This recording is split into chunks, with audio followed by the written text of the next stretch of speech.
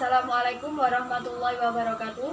Perkenalkan, nama saya Ade Sheila Febrianti, NIM 1861015 dari kelas manajemen KPSDMA 2018. Di sini saya akan mempresentasikan mengenai beberapa hal bidang usaha yang saya pilih untuk memenuhi evaluasi tengah semester mata kuliah studi kelayakan bisnis dengan dosen pengampu Bapak Wenda Wahyu Kristianto, SEMM. Di sini saya akan menjelaskan bidang usaha yang saya pilih dan alasan memilih bidang usaha tersebut. Saya memilih bidang usaha pengepul limbah minyak jelantah. Alasannya karena limbah minyak jelantah dapat mengurangi limbah pada lingkungan hidup, dapat meningkatkan ekonomi, dan dapat pengurangan emisi gas rumah kaca, dan limbah ini banyak diminati oleh perusahaan biodiesel. Yang kedua, aspek hukum dari bidang usaha pengepul limbah minyak jelantah. Yang pertama, bentuk badan usaha. Bentuk badan usaha ini UMKM yang merujuk pada Undang-Undang Nomor 20 Tahun 2008.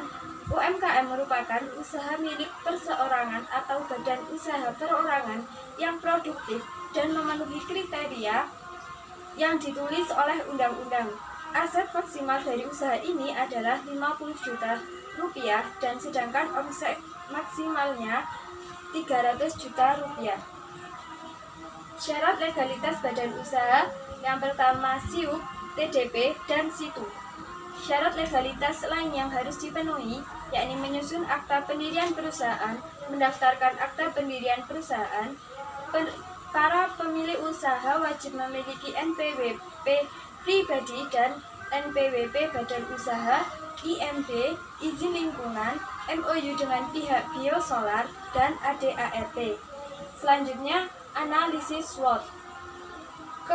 Strength, kekuatan tersebut antara lain memiliki gudang penyimpanan minyak jelantah yang luas, memiliki fasilitas pelayanan penyetoran minyak jelantah yang memadai, pelayanan yang ramah, bahan baku mudah didapat, tidak mudah basi, dan memiliki tempat penyaringan minyak khusus.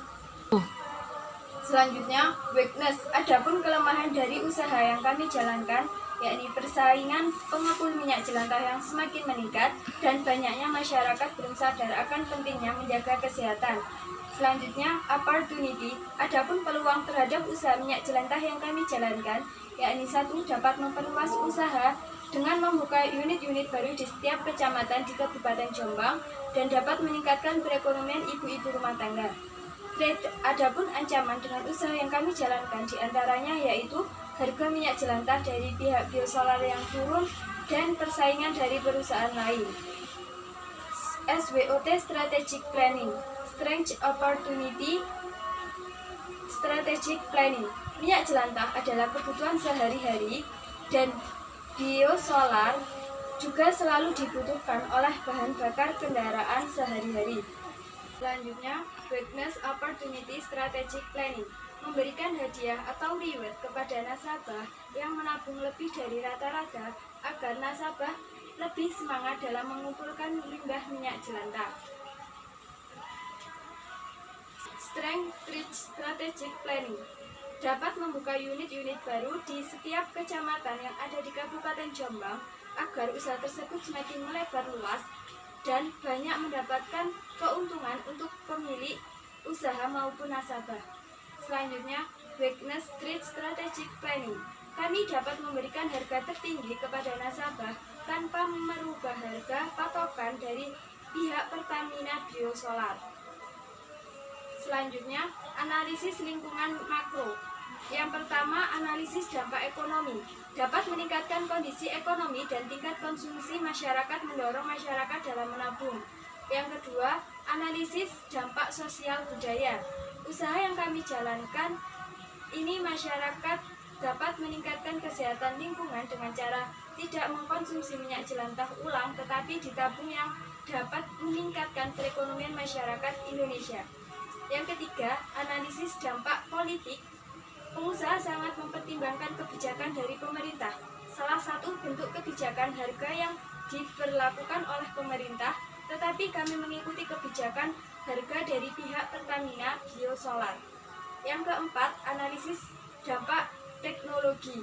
Dampak teknologi dari usaha yang kami jalankan, kami menggunakan mesin penyaringan sebelum kami setorkan kepada pihak Pertamina untuk diolah kembali menjadi bahan baku biosolar. Yang kelima, analisis dampak lingkungan hidup. Dampak lingkungan dari usaha yang kami jalankan sejauh ini belum ada kendala karena gudang kami dalam menampung minyak jelantah dari para nasabah. Setelah melakukan penyaringan, langsung kami masukkan ke dalam drum besar untuk menjaga kesehatan lingkungan sekitar dan tidak ada limbah, bau, dan lain-lain yang tertinggal. Selanjutnya, aspek pasar dan pemasaran. Analisis pasar. Analisis pasar. Terdapat 5 hal utama yang harus diketahui dalam analisis pasar, yaitu 1.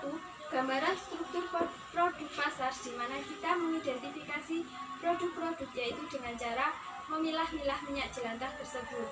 Yang kedua, batasan pasar yang relevan, yaitu batasan kelompok pesaing di mana seperti pengepul minyak jelantah yang lain, dengan cara kami memiliki alat ukur yang lebih akurat yang memenuhi kebutuhan pangsa pasar kami. Ketiga, analisis permintaan industri, yaitu pengusaha gorengan, ibu rumah tangga, dan pemilik restoran. Yang keempat, analisis permintaan terhadap merek. Dengan adanya usaha kami di bidang limbah, maka kami tidak dapat menentukan merek, tetapi kami dapat menentukan kualitas dan keunggulan memanfaatkan limbah minyak jelantah. Yang kelima, identifikasi.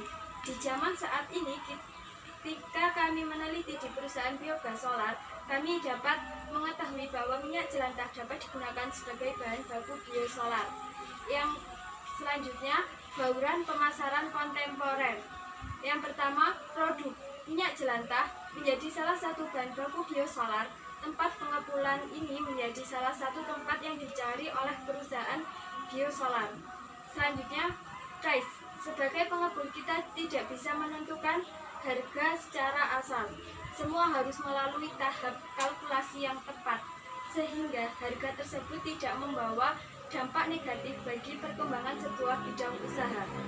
Selanjutnya, price. Ini adalah kunci utama dari usaha pengepulan minyak jelantah, karena usaha semacam ini sebisa mungkin harus cukup dekat dan terjangkau dengan tempat penghasil minyak jelantah. Selanjutnya, promotion. Pada hari-hari tertentu kami memberikan bonus kepada pelanggan yang telah menukarkan minyak jelantahnya, seperti memberikan harga lebih tinggi dari biasanya. Selanjutnya, people. Dalam melakukan rekrutmen karyawan baru, banyak hal yang harus diperhatikan. Salah satunya yaitu pekerja yang bersedia untuk bekerja keras dan secara maksimal dan konsisten. Selanjutnya, proses. Jadi, elemen ini merupakan pengalaman konsumen mulai dari awal pengenalan hingga proses pembelian. Dalam menerapkan proses pemasaran bisnis yang baik, pastikan untuk selalu menjaga konsistensi. Selanjutnya, physical evidence. Elemen marketing mix ini juga sangat penting untuk diaplikasikan pada bisnis, seperti kemasan yang rapi yang dapat meningkatkan faktor penjualan produk Anda. Selanjutnya, strategi pemasaran. Yang pertama, segmenting. Dalam bagian ini, kita harus mengetahui kebutuhan dan keinginan dari penghasil minyak jelantah agar nantinya kita menemukan segmentasi pasar yang tepat dan nantinya kita dapat bekerja sama dengan baik. Yang kedua, targeting. Dalam usaha ini, target yang kita tuju yaitu masyarakat sekitar seperti ibu rumah tangga, penjual gorengan, dan pemilik restoran, dan lain-lain. Yang ketiga, positioning. Langkah selanjutnya, kita harus mengetahui dulu ada atau tidaknya persaingan di lingkungan yang hendak kita sasar dan bagaimana menyikapinya. Seperti kita harus mengetahui kelebihan dan kekurangan dari kompetitor. Sekian dari saya, apabila ada salah kata, mohon maaf yang sebesar-besarnya. Wassalamualaikum warahmatullahi wabarakatuh.